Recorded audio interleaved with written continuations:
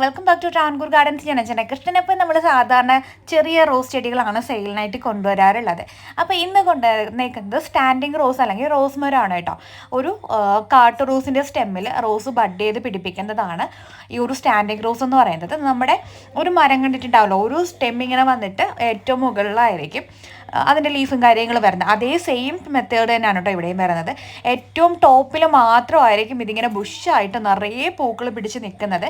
അപ്പോൾ ഇതിൻ്റെ ഐഡിയ വരുന്നത് സ്റ്റാൻഡിങ് റോസ് എന്നാണ്. സ്റ്റാൻഡിങ് റോസിൻ്റെ ഒരുപാട് കളക്ഷൻസ് നമുക്കിപ്പോൾ അവൈലബിൾ ആണ് കേട്ടോ. ഇതൊക്കെ കണ്ടുകൊണ്ടിരിക്കുന്നത് നമുക്ക് സെയിലിനായിട്ടുള്ള സ്റ്റാൻഡിങ് റോസിൻ്റെ സൈസുകളാണ്.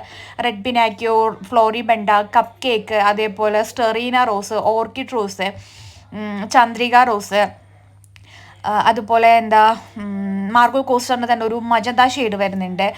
അത് പിന്നെ അതേ ഗലിക്ക റോസ്, അതുപോലെ ഒരുപാട് വെറൈറ്റീസ് ആയിട്ടുള്ള കളക്ഷൻസിൽ നമുക്ക് സ്റ്റാൻഡിങ് റോസുകൾ വരുന്നുണ്ട് കേട്ടോ.